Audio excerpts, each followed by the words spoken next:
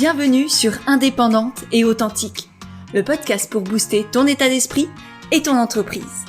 Je suis Pêche et j'accompagne les entrepreneurs à croire en elles, à développer leur activité et à garder un état d'esprit positif et motivé. Chaque mercredi, je te partage des conseils autour de l'entrepreneuriat, une réflexion de développement personnel ou encore l'interview d'une femme inspirante qui te partagera sa vision de la vie et de l'entrepreneuriat. Et aujourd'hui, on se retrouve avec Céline d'IsNoGood, une blogueuse éthique, mais avant tout, une aventurière de la vie, de l'humain, une aventurière passionnée qui s'est donnée pour mission de changer les consciences et qui a réussi au fur et à mesure et en partant de rien du tout, en lâchant son travail un peu du jour au lendemain, à créer un métier engagé et sur mesure, qui lui correspond pleinement, qui est en accord avec ses valeurs et qui a du sens pour elle et pour le monde. Sur son blog et ses réseaux, Céline nous emmène en voyage, nous parle d'écologie, de slow travel, de l'aventure humaine qu'est la vie.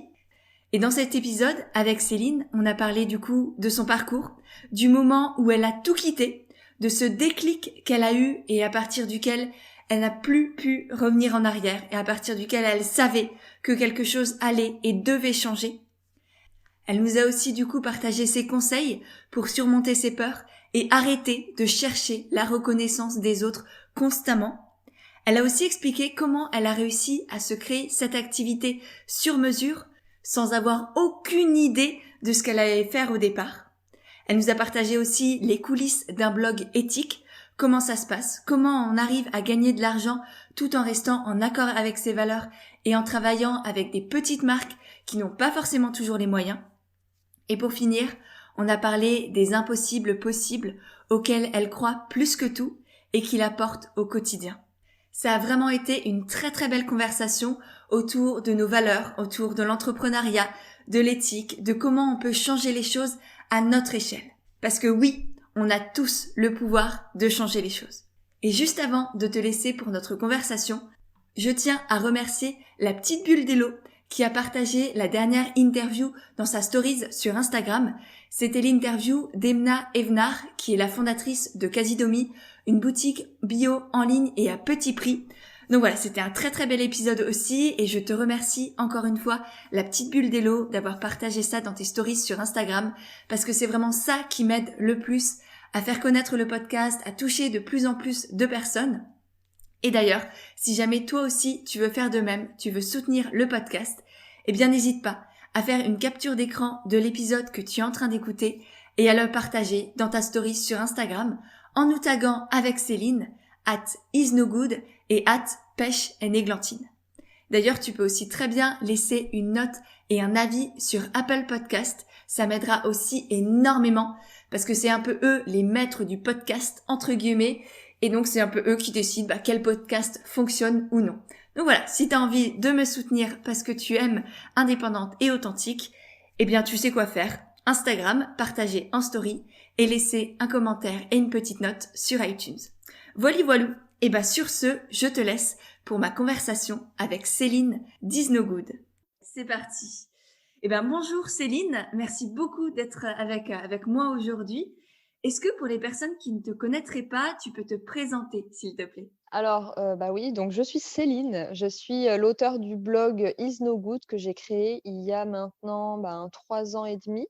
C'est un blog qui, dès le départ se dédiait à, la mode éthique, donc à une mode un petit peu plus consciente et petit à petit, ça s'est ouvert sur, tout un tas de sujets, liés à moi, ma prise de conscience, à, la façon dont je repense mes habitudes, donc c'est de façon plus générale à un mode de consommation et de vie un peu plus conscient et voilà, je pense que c'est pas mal déjà.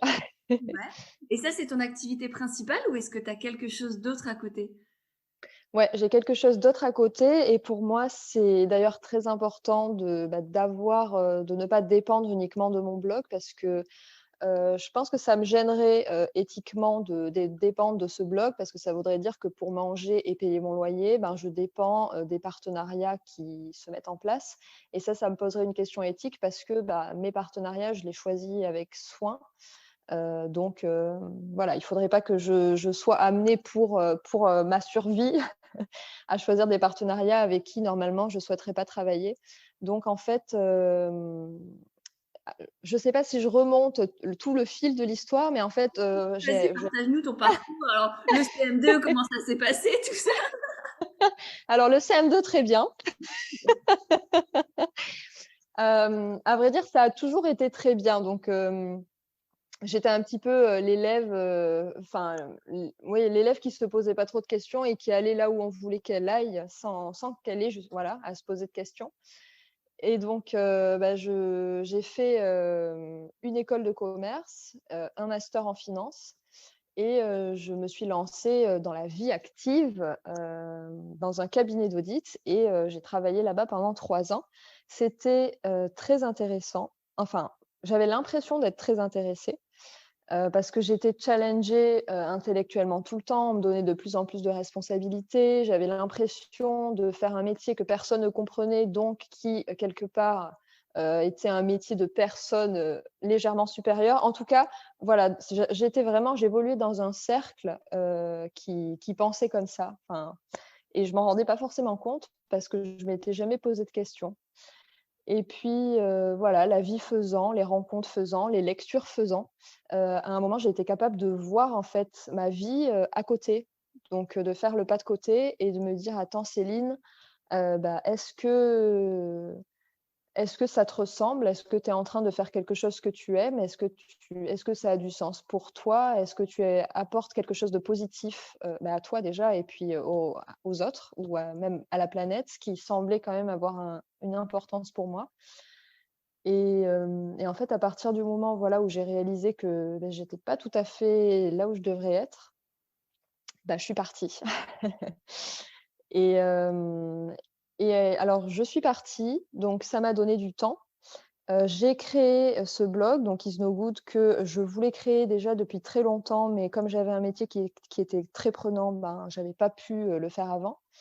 Et le positif amenant le positif, donc moi, m'éclatant dans ce blog, en fait, il y a des gens qui m'ont demandé un jour si j'écrivais, si je pouvais écrire pour eux. Et donc c'est là, en fait, où j'ai créé mon statut de micro-entrepreneur et où j'ai commencé mon activité de rédaction web. Donc en fait, j'ai commencé à écrire, bah, pour d'autres personnes que moi. Parce qu'en fait, voilà, j'avais compris que il fallait que je délaisse les chiffres pour davantage me concentrer sur les mots, qui est, ben, finalement ce que je préfère faire. Et donc voilà, c'est ça mon activité en fait à côté du blog. J'écris pour moi, j'écris pour mon blog, mais j'écris aussi pour les autres. Génial. Et quand tu es partie, est-ce que tu savais ce que tu allais faire? Non, c'était, le saut dans le vide. Quand je suis partie, je savais vraiment pas ce que j'allais faire. Ça a été un petit peu, bah, le coup de chance. C'était une agence de communication qui m'a écrit pour me demander si j'écrivais pour eux. Ça a été un petit peu la révélation. Je me suis dit: «Bah, bien sûr, en fait, c'est ça que je vais faire. Je vais écrire. Je vais passer mes journées à écrire, que ce soit pour moi ou pour les autres, ça m'ira». Mais oui, en fait, quand je suis partie, c'était l'inconnu. Je savais, qu'il fallait pas que je reste là. Je savais que c'était pas ma place. Je savais qu'il fallait que je m'en aille. Mais je suis partie, j'avais rien. J'avais pas d'idée, pas de chômage, donc j'avais rien. Mais j'avais quand même, David, l'amoureux enfin, j'avais la chance qu'il soit là. C'était un petit peu un plan qu'on avait à 2 de tous les 2 réussir à travailler à distance pour pouvoir, bah, après, nous lancer dans le fameux voyage qu'on a entrepris, l'année dernière. Donc c'était un plan qu'on avait réfléchi à 2. C'était à moi d'abord de démissionner et de trouver mon métier et puis enfin mon nouveau métier et puis ensuite à David de le faire à son tour. Donc en fait, le fait d'avoir pu travailler en binôme comme ça, bah, moi, ça m'a permis de partir sans savoir pourquoi je partais. Mais enfin pourquoi? Il y a toujours cette histoire. Je savais pourquoi en un mot je partais, mais pas pour enfin ouais, quelle nouvelle chose j'allais entreprendre. Mais ça, enfin voilà, le salaire de David m'a permis, de partir et de prendre le temps parce qu'il était enfin, j'avais ça en fait, j'avais ce petit matelas financier qui me permettait de réfléchir. Donc ça, vous l'avez vraiment décidé à 2. Vous avez communiqué, vous en avez parlé, vous êtes posés autour de la table et ça a été un choix fait en binôme, comme tu l'as dit? Ouais, vraiment, vraiment, en fait, on a repensé c'était vraiment un choix de vie. On s'était choisis pour vivre ensemble, C'était, enfin, on voulait voilà, c'était ça. Notre plan de vie, c'était de vivre tous les 2 et pour vivre tous les 2, bah, on avait, conscientisé que la vie, notre première vie finalement, elle était pas optimale parce que, la plupart des gens qu'on côtoyait dans la journée, c'était des gens qu'on n'avait pas choisis, c'était des collègues et parce que, le temps, la majorité du temps qu'on passait, dans la journée, bah, c'était des choses qu'on n'avait pas choisies non plus. C'était des choses qu'on nous imposait, des choses qui nous passionnaient pas forcément. Voilà, donc on avait réalisé que, pour vivre cette vie qu'on voulait pour nous 2, il fallait qu'on redevienne maître, de notre temps. Donc ça a été un peu voilà, ouais, le plan d'action à 2. Donc c'est-à-dire je vais démissionner d'abord, puis quand j'aurai la possibilité, d'avoir un salaire et d'assumer, la maison parce qu'on avait acheté une maison, bah, tu pourras démissionner à ton tour et puis David a démissionné. Il a lui-même cherché à créer sa micro-entreprise, à avoir son revenu et puis quand on a pu tous les 2 bah, s'assumer financièrement avec nos entreprises, on a vendu la maison et on est, partis pour un voyage qui n'était pas censé, se terminer normalement. Ouais. Mmh. Génial, c'est très très beau et du coup, tu ne savais pas exactement pourquoi tu partais, mais tu avais du coup quand même ton pourquoi interne. Enfin, tu savais que tu n'étais pas à ta place, tu avais tes Mmh. valeurs aussi qui commençaient à se développer petit à petit et tu donnes quand même l'impression d'avoir su que tu voulais devenir entrepreneur. Tu savais que tu allais être indépendante d'une manière ou d'une autre. Ouais, ouais, effectivement, oui. Je savais pas exactement dans les détails, ce que j'allais faire, mais effectivement, je savais que enfin, le but, c'était vraiment d'être maître de mon temps, donc de pouvoir décider de ce que j'allais faire, quand j'allais le faire et où j'allais le faire. Donc, il fallait enfin, dans mon idée, c'était vraiment d'être ma mon propre patron. Parce que je voyais pas trop comment, faire autrement et puis je savais aussi, que ça allait me convenir. Ouais. Et Mmh. quand t'es partie, comment tu t'es sentie? Est-ce que tu étais sereine? Est-ce que tu avais peur? Comment ça s'est passé? Il y avait quoi en toi en termes d'émotions et de sentiments? Alors, je dirais que j'ai eu peur au moment de poser ma démission. Parce que ça fait peur, en fait, de sauter dans le vide et ça fait peur de dire, stop ou non à ce qu'on appelle la réussite dans notre société. Donc, travailler beaucoup, gagner beaucoup d'argent, gravir les échelons, tout ça, c'est très valorisé par notre société et moi, bah, finalement, bah, je j'arrêtais tout ça. J'allais plus gagner d'argent, j'allais, devoir me débrouiller toute seule, j'allais plus avoir la reconnaissance d'un tiers. J'allais devoir, bah, avoir confiance en moi simplement, ne pas chercher à avoir la reconnaissance d'un patron ou quoi que ce soit. Donc voilà, je disais non à tout ça. Donc ça fait très peur. Mais par contre, voilà, je savais que j'étais pas à ma place, je savais qu'il fallait que je m'en aille. Donc je l'ai fait et tu sais, quand tu poses ta démission, tu as 3 mois, de préavis à faire et le jour où je suis partie, je pense que j'étais la plus heureuse de toutes. Je savais qu'il y aurait que du positif parce que c'est moi qui allais le créer et je savais que j'avais la chance d'avoir le temps de le créer et je savais que ce serait bien. Génial. Mmh. Ouais, c'est très beau et ça me rappelle pas mal de souvenirs aussi de cette sensation de liberté, de soulagement, de Mmh. c'était dur, mais c'est fini. Et maintenant, je suis libre et je peux créer ma vie à ma manière, avoir l'impact que j'ai envie d'avoir, être en accord avec mes valeurs, avoir du sens dans ce que je fais. Et c'est aussi pour ça que je suis devenue entrepreneur et que je pense beaucoup d'entrepreneurs aujourd'hui notamment et qui nous écoutent ont eu cet élan où ils pensent peut-être et j'espère que tes mots bah, peut-être continueront de faire cheminer certains parce que Ouais, vraiment j'espère aussi. c'est magique. Et toi du coup, est-ce que tu regrettes quoi que ce soit? Est-ce que tu aurais refait les mêmes choses de la même manière? Je pense que oui. Je pense que j'ai rien à regretter. Je pourrais, avoir à regretter ma première vie et surtout de ne pas avoir réussi parce qu'en fait, finalement, si je me suis pas posé de questions et que je me suis retrouvée dans ces études en finance, puis dans ce cabinet d'audit, c'est parce que j'ai cherché à satisfaire le regard de l'autre et à ne pas décevoir et à être là où on voulait que je sois.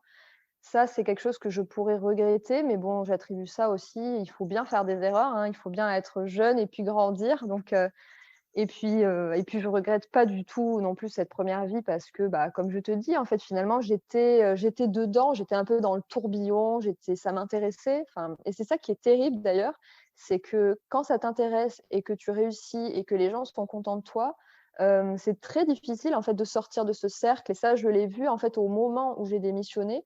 J'ai bien vu que ça titillait un petit peu mes collègues: «Tiens, Céline, elle part, intéressant».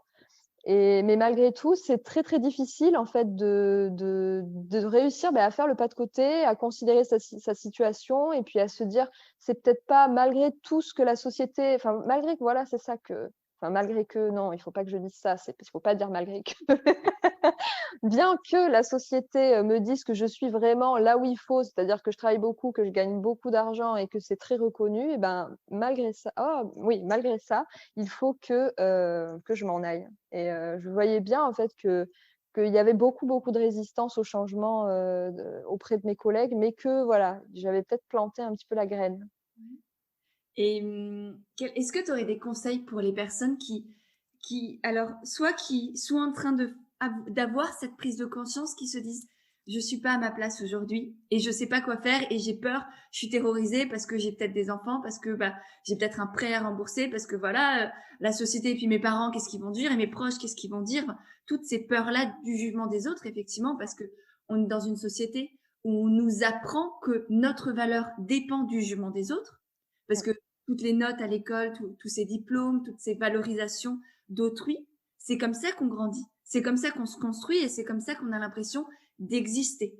mmh. Et c'est pas du tout le cas. On existe en tant que nous-mêmes, même si on n'a pas de compliments, même si on n'a pas le bon diplôme de la parfaite école de commerce ou de je ne sais quoi. On a le droit quand même d'exister et ça ne nous enlève en aucun cas de la valeur. On a de la valeur en étant nous-mêmes. Donc, oui, est-ce que tu aurais des conseils pour ces personnes qui sont dans l'entre-deux, qui savent qu'elles sont pas à sa place et qui sont terrorisées en même temps? Ouais et puis je pense que c'est fréquent parce que c'est difficile en fait de sauter dans le vide. Hem, une facilité, je pense, ça pourrait être de se dire qu'on peut essayer de commencer à y penser alors qu'on est encore dans sa première vie, dans ce premier métier. Essayer de se réserver du temps, tous les soirs ou une fois par semaine ou un petit peu de temps pour réfléchir à la vie qu'on voudrait la visualiser et puis l'écrire. Je voudrais, je sais pas, utiliser mon temps comme ça, je voudrais faire ça et puis chercher progressivement, à écrire en face de ces idées, comment est-ce que je pourrais m'y prendre? En commençant par des petites choses qui avancent en fait dans la même direction, mais bon, sans avoir à lâcher, sa source de revenus et son métier. Mais essayer voilà de se garder ce petit temps, ce petit écrin de temps précieux pour visualiser, la vie qu'on voudrait et puis, en fait, mine de rien, on va se conditionner petit à petit, ça va avancer petit à petit sans qu'on s'en aperçoive et un jour, mais peut-être des années après, ben, peut-être qu'on aura, créé suffisamment de choses pour, être sûr que c'est bon. On peut, lâcher, le travail qu'on a actuellement pour passer de l'autre côté parce que, on s'est préparé un nouveau petit nid qui est suffisamment douillet et qui permet d'y aller, sereinement et avec confiance. Moi, voilà, ce serait peut-être ça mon conseil, c'est que moi, voilà, j'ai eu cette chance de pouvoir vraiment faire la fracture, de pouvoir partir sans rien, mais j'ai vraiment conscience que c'est une chance parce que j'avais pas d'enfant, parce que j'avais, du coup David qui était là pour, assurer, le salaire, pour payer, le prêt. Mais je pense que c'est ce que j'aurais fait, si j'avais pas eu cette chance, c'est que, j'aurais, essayé, voilà, de me réserver toujours un petit peu de temps pour préparer le nid, brindille après brindille jusqu'à ce que ce soit prêt. Donc là, ce que tu dis, c'est pas juste écrire ce qu'on aimerait faire ou nos rêves, etc. Et même les étapes, c'est passer à l'action. Mmh. Ce que tu Bah, proposes. il faut commencer par l'écrire. Enfin, moi, je pense ça fonctionne certainement différemment, chez les uns et chez les autres. Mais moi, je sais que le fait de l'écrire, ça me permet, de l'intégrer. Mais, je suppose que chez d'autres gens, ça va être de le dire, de l'écrire, enfin de le chanter, je sais pas. Ça permet en fait au départ de l'ancrer profondément en soi et puis ensuite, oui, effectivement, prendre le temps d'avancer petit à petit, petite chose après petite chose. S'il faut créer un statut, de micro-entrepreneur, bah, allez, c'est cette semaine que je vais aller le créer et puis, petit à petit, voilà, les choses se mettent en place et il y a presque, voilà, un nouvel escalier sur lequel il y a juste une petite marche à sauter pour, se lancer dans la nouvelle vie parce que c'est Ouais, déjà ouais. tout prêt. Mmh. Ouais, la méthode des petits pas, effectivement, développer ce qu'on appelle aujourd'hui un side project, quoi. Comme si tu avais lancé ton blog en Ouais. parallèle de ton métier précédent et que petit à petit, bah, tu avais fait connaissance, on va dire, avec des marques et que tu avais peut-être eu des propositions de partenariat. Tu t'étais dit, tiens, effectivement, je peux commencer à gagner ma vie petit à petit. Alors au début, c'est de l'argent de poche, mais petit à petit, bah, ça peut devenir un vrai salaire. Alors au début, c'est quelques centaines d'euros, un SMIC, etc. Mais ça grandit. Mais parce que au début, effectivement, on a posé les bases, les fondations, on s'est posé soi-même la question de qu'est-ce que j'ai envie de faire, comment C'est est-ce ça. que je peux l'atteindre, quelles sont les premières étapes, et ensuite on passe à l'action. Mmh. Et effectivement, le side project, c'est quelque chose que je conseille à beaucoup de mes clientes qui sont dans l'entre-deux, qui ont encore un statut de salarié, on va dire, qui ne leur convient plus, et qui en même temps, eh bien, ont peur, et c'est normal, surtout quand on a bah, des engagements, des personnes, je sais pas, des enfants par exemple, euh, qui dépendent de nous. Donc effectivement, on peut pas sauter dans le vide. Enfin, c'est effectivement, nous, on a eu la chance de pouvoir le faire, mais c'est pas le cas de tout le monde. Et effectivement, avoir un side project que vous faites le week-end ou le soir, je Mmh. pense que c'est génial. Alors oui, ça prend du temps, effectivement, mais je pense que nos valeurs et notre vie le vaut. Enfin, on le mérite, quoi. Et Ouais, même c'est le ça. monde, parce que souvent, quand on a un projet comme ça, c'est qu'on va aussi avoir un impact positif sur les autres et sur le monde qui nous entoure. Mmh. Donc, c'est pas égoïste du tout, bien au contraire. Mmh. Sur le court terme, ça peut sembler l'être, mais sur le long terme, ça va changer et votre vie et la vie d'autres personnes, voire du monde entier, si vraiment vous voyez les choses en grand, et je vous le souhaite. Donc, Bah, oui, oui, c'est ça et c'est exactement ce que tu dis, c'est que peut-être, bah, justement, quand on a des enfants, très souvent, les gens sont très durs dans leur jugement, surtout si on prend des risques ou alors qu'on voilà, qu'on décide de prendre un temps pour soi, pour réfléchir à la vie qu'on voudrait avoir et cetera. C'est du temps qu'on va pas donner à ses enfants et c'est souvent mal vu. Alors que comme tu dis, en fait, si, bah, on arrive à prendre ce temps et puis à être épanoui soi-même, en fait, on va rayonner, on va répandre cet épanouissement autour de soi et finalement, ces enfants, ils seront bien plus heureux si nous-mêmes, en fait, on est épanouis.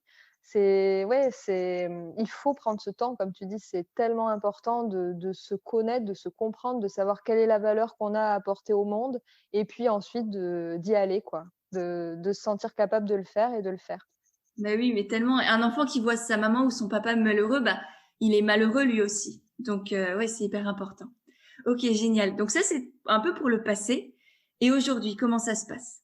Aujourd'hui, tu as du coup le blog, tu as cette activité de rédaction web à côté. Comment tu organises tout ça? Qu'est-ce que c'est? Et parle-nous, oui, effectivement, à la fois de ton activité, on va dire, rémunératrice. Qu'est-ce que ça t'apporte? Est-ce que ça te plaît ou est-ce que tu fais ça bah, peut-être parce qu'il faut le faire?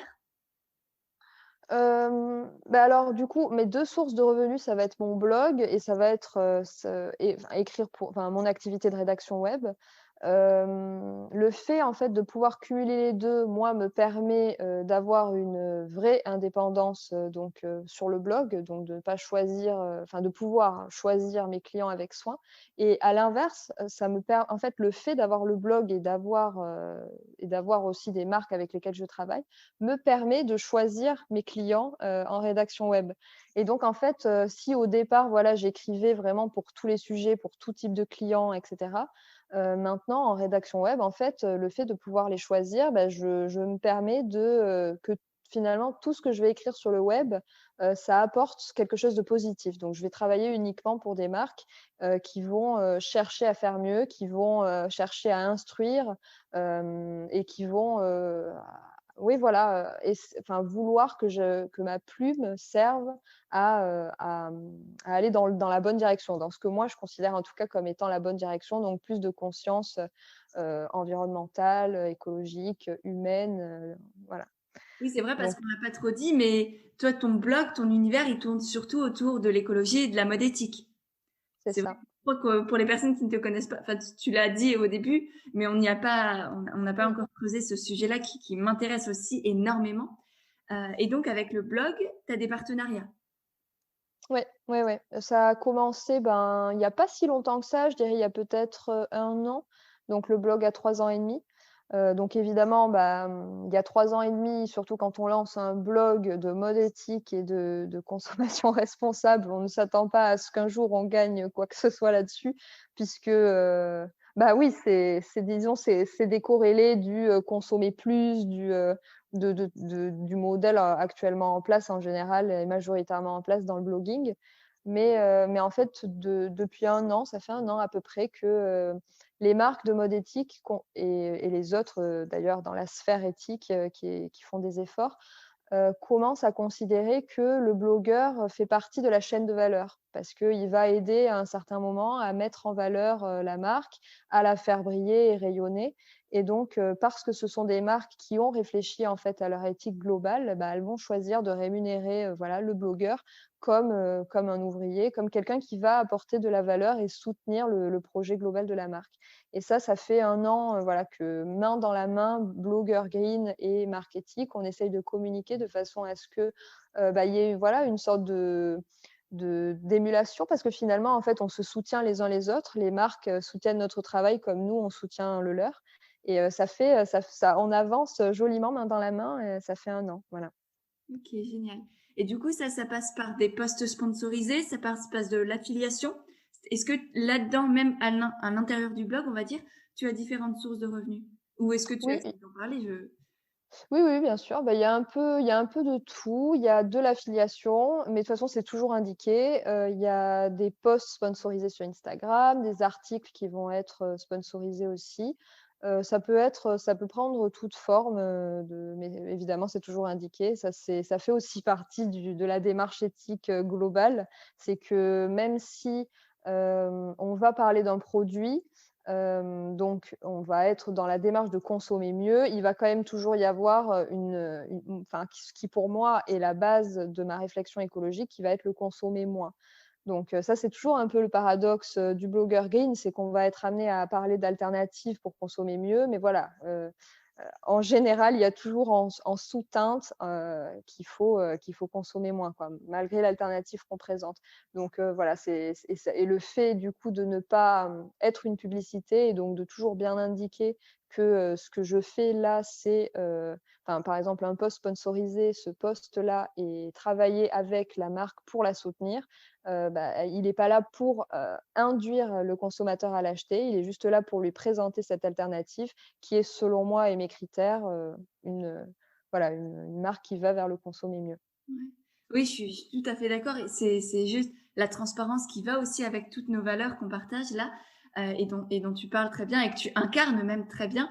Après, c'est vrai que c'est compliqué parfois. Enfin, moi, je sais que j'ai déjà des marques qui m'ont contacté, mais juste, alors, c'est déjà très bien, mais pour te donner un produit et que tu en parles, mais sans forcément de payer. Et toi, comment tu essayes ou tu fais pour expliquer aux marques que ce que tu fais, c'est un vrai travail, même si tu partages leurs valeurs, que tu as vraiment envie de les soutenir, que tu fais pas uniquement ça pour l'argent, mais aussi pour les mettre en valeur, bah, mine de rien, c'est un punaise de boulot, c'est un sacré boulot, et ça a de la valeur, donc ça mérite aussi une rémunération derrière.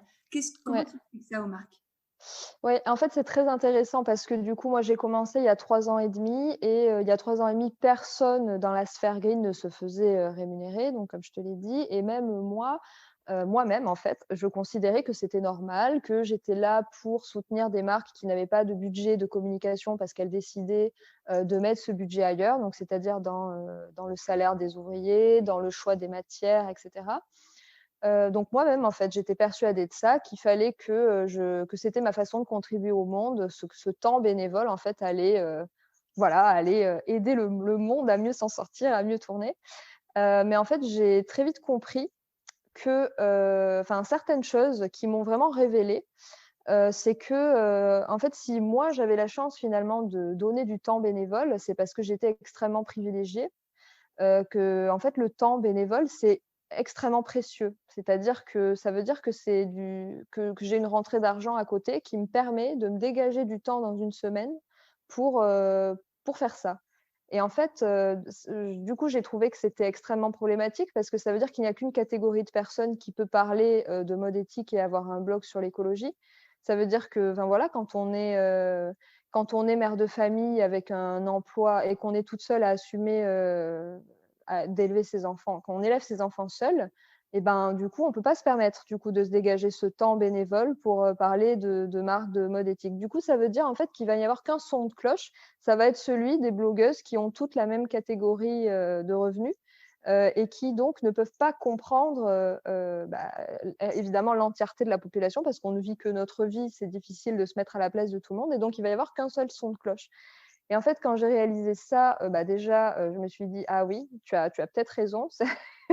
C'est peut-être pas l'idéal, en fait, de prôner le bénévolat à tout prix parce que, parce qu'on n'a pas tous la chance, en fait, de pouvoir donner du temps bénévole simplement.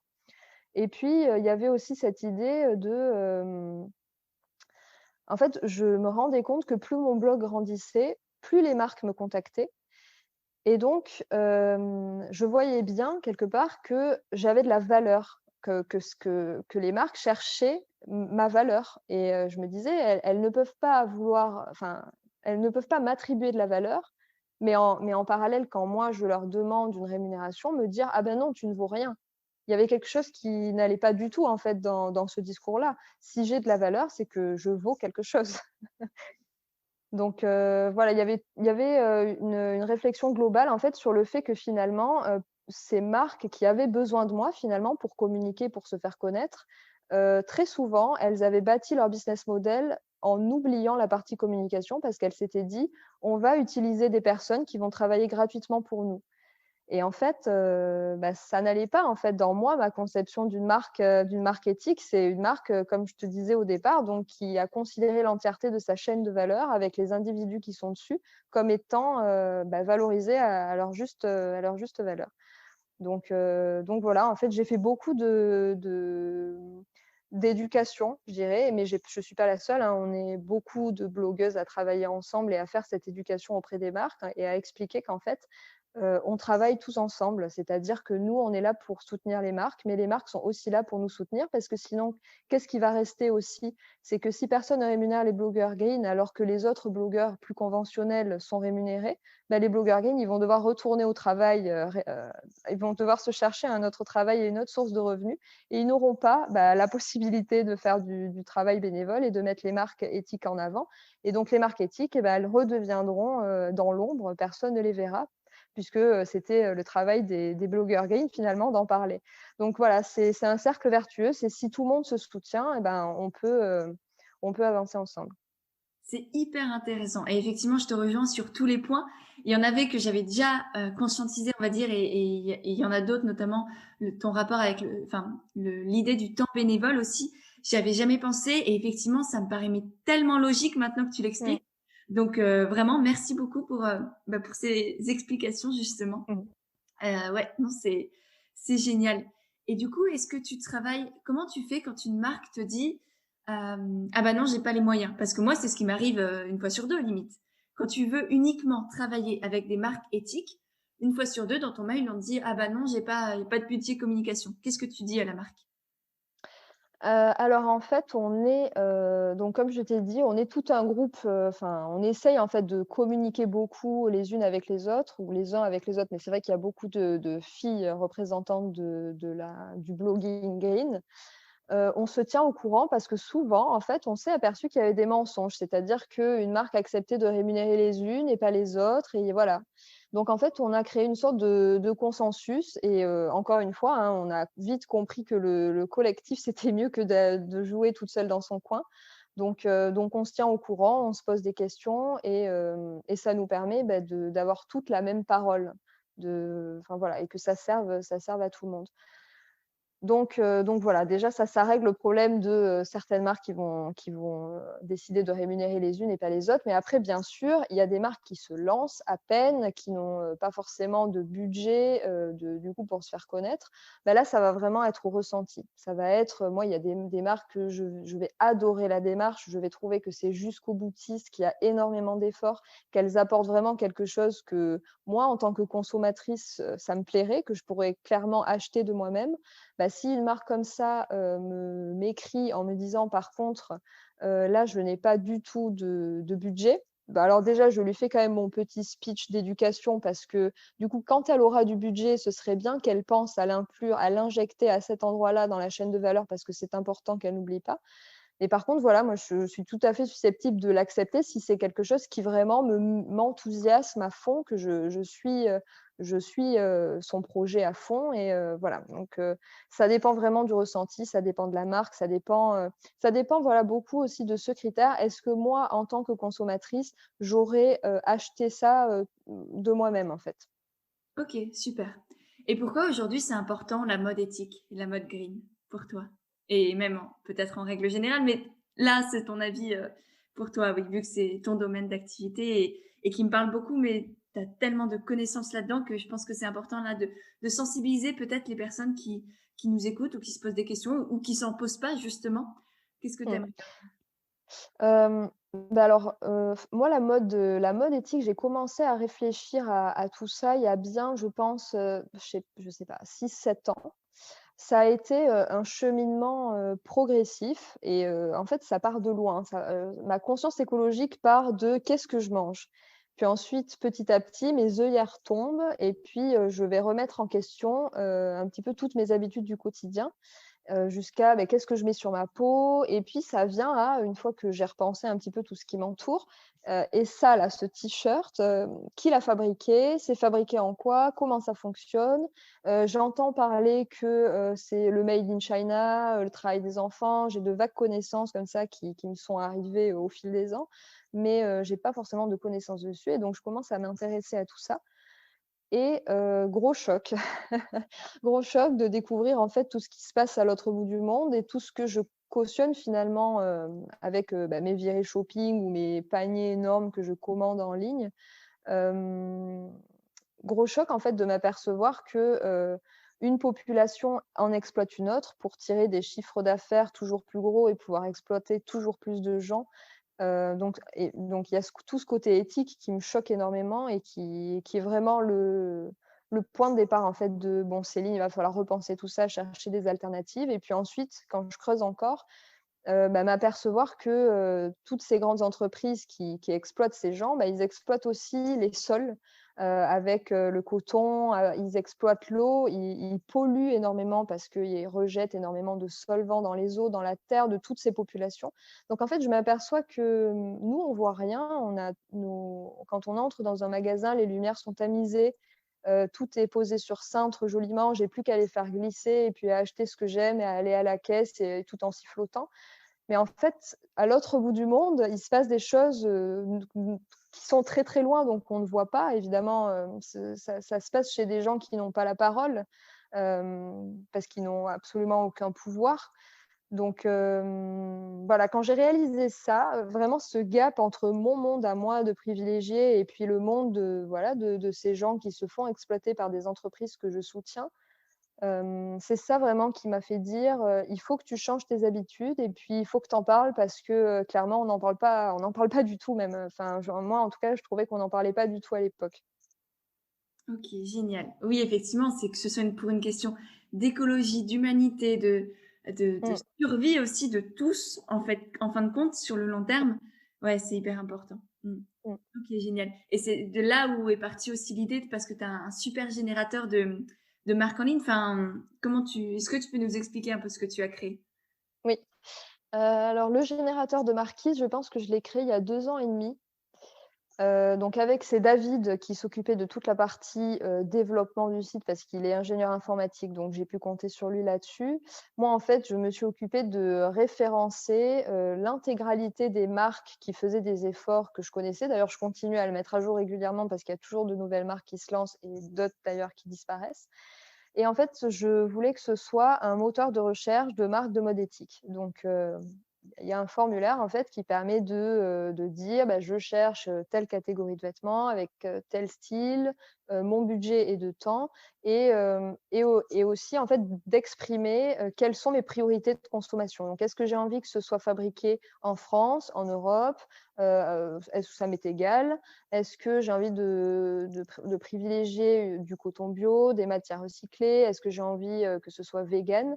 Voilà, donc chacun peut exprimer ce qui est important pour soi parce qu'en fait, finalement, il y a tellement d'enjeux, qu'il n'y a pas de bonne réponse. Consommer éthique, c'est pas consommer made in France, c'est pas consommer commerce équitable, c'est pas consommer des matières recyclées. C'est bien il y a tellement d'enjeux, en fait, qu'il n'y a pas une seule vraie réponse. Tout est enfin, c'est une démarche globale, en fait et tout le monde va dans le bon sens, finalement. Donc voilà, je voulais que chacun puisse exprimer ce qu'il cherchait et donc le formulaire, une fois qu'on lance la recherche, ça tourne et ça propose les marques qui sont susceptibles de proposer ce qu'on cherche. Et, et ça, en fait, c'était un petit peu la contribution bénévole dont je te parlais tout à l'heure. J'avais l'impression que c'était ma contribution au monde. Ça permettait de mettre en relation les consommateurs et les marques de mode éthique qui n'ont pas forcément voilà, le budget de faire de la com. Bah, ça me permet en fait de jouer les entremetteuses et de rassembler les consommateurs et les marques. Ouais, non, c'est vraiment une chouette idée. Et je sais que moi, demain, si je sais pas, je cherche un pull en matière recyclée à moins de 100 euros, par exemple, et ben, je vais sur ton site, je note tout ça, et puis Mm. paf, je découvre toutes les marques qui peuvent me faire plaisir. Donc, ouais, non, je trouve l'idée absolument incroyable et tout le monde devrait le tester parce que vraiment, rien que, enfin, c'est marrant, tu vois, rien que pour le faire, je trouve ça fou. Donc, donc C'est vrai que c'est rigolo. ouais. Mm. Et puis c'est ludique, tu vois, ça rend aussi la mode éthique accessible et je pense que c'est ça aussi ton combat. Je sais pas d'ailleurs, est-ce que la mode éthique ou là ta démarche actuelle et tout ce que tu mets en place, est-ce que pour toi c'est un combat, c'est une vocation, c'est une mission, c'est comment tu le définis? Alors, oui, en fait, moi, en fait, au départ, quand j'ai lancé mon blog, c'était vraiment une mission. C'était que je m'apercevais que personne ne parlait de ça. Personne ne dénonçait déjà. J'ai vraiment eu l'impression de découvrir tout toute seule et ça a vraiment été un tel choc pour moi que je me suis dit: «Il faut absolument que j'informe, il faut absolument que tout ce que j'ai appris, je puisse le transmettre et le partager» et puis en parallèle, il faut aussi que toutes ces marques que j'ai découvertes et qui essayent de proposer un modèle qui va être plus respectueux et plus durable, il faut que je les aide à se faire connaître parce qu'il faut changer le modèle, en fait. Il faut tout révolutionner. Donc finalement, il y avait cette double mission de: «Il faut que je dénonce et il faut que je mette en avant». Donc ça a été vraiment comme ça, comme ouais, comme je l'ai vraiment pris comme une mission de vie, comme tu dis, c'est marrant. J'avais jamais associé le mot mission à ça, mais ouais, c'était plus ça, ouais. Mmh. Bah t'es une aventurière en plus mine de rien. Donc tu Mmh. vois le mot mission ou aventure, mais c'est vrai moi je viens une Indiana Jones quoi de la mode éthique. La mission de faire changer. L'idée me plaît, merci. Bah, avec plaisir, voilà. Tu peux, tu peux la garder, c'est cadeau. Avec plaisir, le petit clin d'œil dans tes stories ou je ne sais où, si un jour tu as envie. Yes. Et pour finir, j'ai quelques petites questions pour toi. La première, c'est quelles sont tes sources d'inspiration? Alors, mes sources d'inspiration. Hem, ouais, je sais ce dont je vais te parler. Je vais te parler de mes parents. Je vais revenir comme à la cérémonie des Oscars, tu sais, quand on remercie ses parents. En fait, j'ai eu, très jeune et toute ma vie, en fait, un exemple très inspirant qui est celui de mes parents. En fait, mes petits frères, ont la maladie des enfants de la lune. Je ne sais pas si tu connais, c'est une maladie génétique très rare qui fait que leur ADN ne répare pas les lésions causées par les ultraviolets. Donc, ils peuvent pas sortir dehors, il faut forcément des filtres sur les fenêtres, pour qu'ils puissent être dans une pièce. Les lumières artificielles ne doivent pas émettre d'UV, enfin, voilà. Et en fait, quand, on a diagnostiqué leur maladie, ils avaient 2 ans et les courbes à l'époque, d'espérance de vie, c'était 10 ans. Il y avait 10 ans de vie pour, des enfants comme ça, mais ils sont jumeaux. Donc ça a été le monde qui s'effondrait, pour mes parents parce que, bah, déjà, c'était une maladie dont ils n'avaient jamais entendu parler. Et puis, du coup, la seule source qu'ils avaient finalement d'information, c'était celle des médecins qui, eux non plus, n'avaient jamais entendu parler de la maladie. Mais bon, ils sortaient les seules informations qu'ils avaient et puis c'était ça leur information, c'était que leurs enfants n'allaient pas vivre plus de 10 ans. Donc le monde s'écroule, mais pourtant, en fait, mes parents, malgré les vents et les tempêtes, eh bah, ils ont mené leurs propres recherches tout seuls et en fait, ils ont simplement réfléchi à ça et alors maintenant qu'on le dit, bah, ça paraît évident, sauf que ça ne l'était pas du tout à l'époque parce que personne ne l'avait fait avant eux. Ils se sont dit: «Mais attends, si on protège, nos enfants des ultraviolets, du coup, est-ce que, ce serait pas simplement bon? Est-ce que, parce qu'en fait, ces enfants, ils mouraient de cancer de la peau, parce que leur ADN ne réparait pas les ultraviolets. Donc si on les protège, pourquoi est-ce qu'ils auraient à développer des cancers de la peau? Peut-être pas. Donc en fait, ils se sont renseignés, ils se sont dit dans les musées, les œuvres d'art sont forcément protégées des ultraviolets, donc il y a forcément des filtres sur les vitres. Donc on a équipé notre maison avec ça, puis l'école de mes petits frères. Hem, les cosmonautes qui vont dans l'espace, ils ont forcément des combinaisons anti-UV pour se protéger du soleil. Donc oui, effectivement, donc ils ont commandé, des combinaisons qui permettaient à mes frères d'aller de la maison à la voiture, puis de la voiture à l'école. Et en fait, ça a été tout comme ça. Ils ont un peu inventé un mode de vie pour mes frères pour qu'ils n'aient jamais à rencontrer les ultraviolets. Et en fait, aujourd'hui, mes frères ont 27 ans, ils vont très bien. Ils ont fait des études à l'université, enfin, ils vont très bien. Et en fait, mes parents se sont vraiment battus contre l'avis des médecins qui leur disaient: «Mais laissez-les vivre, vous voyez bien les courbes sont, indiquent une espérance de vie de 10 ans, donc laissez-les sortir, laissez-les jouer dans la cour de récréation avec les autres, ne les enfermez pas». Et malgré ça, en fait, malgré du coup cette grande autorité et cette vérité, parce que la médecine porte la grande vérité avec le grand V, malgré ça, eh ben, ils ont décidé de faire l'effort, de faire le pas de côté et de réfléchir par eux-mêmes, et puis voilà, malgré tout, de les sauver finalement. Et ça, c'est un sacré exemple, et du coup, j'ai grandi avec ça, avec cette, ouais, le fait de voir en fait que, finalement, l'impossible est possible. C'est possible en fait, que même quand on t'annonce que, bah, tes enfants n'ont que 10 ans à vivre, en fait, c'est totalement possible de l'inverser. Et finalement, ouais, voilà, c'est un sacré exemple de comprendre que l'impossible est possible. Je peux te dire que ça t'ouvre de sacrées portes. Et puis remettre les choses en question aussi. Ne pas prendre les choses pour acquises et arrêter de croire que c'est parce que le mec il porte une blouse qu'il a la science infuse. Non, Mmh. non, non, on a Mmh. tous autant de valeur les uns que les autres, encore une fois. Ouais.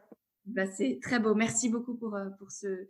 Je vais dire cette belle histoire, mais enfin, c'est une histoire, mais pas. C'est un. Ouais. Elle est belle, si, Ouais. si, elle est belle et forte, ouais, ouais. Merci beaucoup. Et pour finir, c'est quoi pour toi l'authenticité? Parce qu'on est sur un podcast qui s'appelle Indépendante et authentique. Indépendante, tu l'es, tu es une grande aventurière, on l'a dit. Mmh. Et l'authenticité, je pense que tu l'es aussi, mais du coup, c'est quoi pour toi? Je pense que l'authenticité, en fait, c'est vrai que c'est un mot qui fait souvent penser, à ce qu'on renvoie aux autres. Mais je pense que ça commence avec soi-même. C'est-à-dire que pour être authentique avec les autres, il faut commencer à être authentique avec soi-même, et c'est un petit peu, bah, ce dont je parlais, en fait, au début, que quand je parle de mon ancienne vie, j'étais une Céline qui n'était pas du tout authentique avec elle-même, donc qui n'ét je mais parce que j'avais pas pris le temps de me poser des questions sur qui j'étais, sur ce que j'aimais, sur ce que je voulais. Et donc du coup, cette Céline-là, qui n'était pas authentique avec elle-même, et bah, forcément, elle était pas du tout authentique avec les autres, puisqu'elle était elle était celle qu'on voulait qu'elle soit. Donc elle était pas authentique, en fait.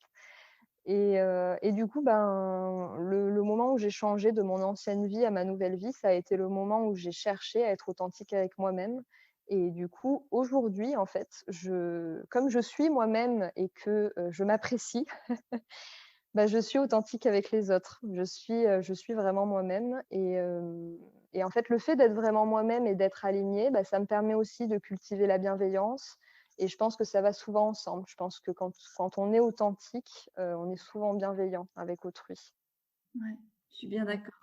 C'est une bienveillance qu'on apprend à avoir envers soi-même, une acceptation aussi, du coup, de soi et du coup des autres aussi par mimétisme. Enfin, je sais pas si c'est du mimétisme, mais en parallèle. Ouais. Mmh. Génial. Eh ben, merci beaucoup, beaucoup Céline pour ton temps, pour ces conseils, pour tes partages que j'ai trouvé extrêmement inspirants, pour ton parcours aussi qui, je l'espère, a fait naître ou éclore peut-être des petites graines, des petites fleurs dans la tête des personnes qui nous ont écoutés. Bah, merci beaucoup de m'avoir donné la parole. C'est adorable. Merci beaucoup. À bientôt. Salut.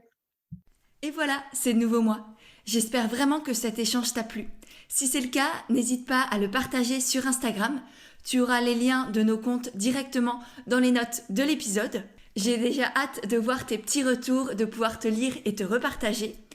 Et si jamais toi aussi tu veux entreprendre en restant toi-même et aligné avec tes valeurs, je t'ai créé tout un guide gratuit pour entreprendre avec authenticité et naturel. Tu auras le lien aussi pour le télécharger directement dans les notes de l'épisode et ensuite je te le renverrai par email. Il est rempli de conseils, d'astuces, de petits exercices à faire pour t'aider à développer ton projet et faire en sorte qu'il te ressemble vraiment pleinement. Donc voilà, tu as le lien aussi dans les notes de l'épisode. Et pour finir, si vraiment tu as aimé le podcast, eh bien n'hésite pas à le faire savoir en laissant des petites notes et des étoiles sur Apple Podcast, parce que ça aussi, ça m'aide énormément à faire grandir et à faire connaître le podcast et du coup aider et toucher de plus en plus de personnes. Voilà, je te remercie sincèrement par avance et je te dis à mercredi prochain pour un nouvel épisode d'Indépendante et Authentique.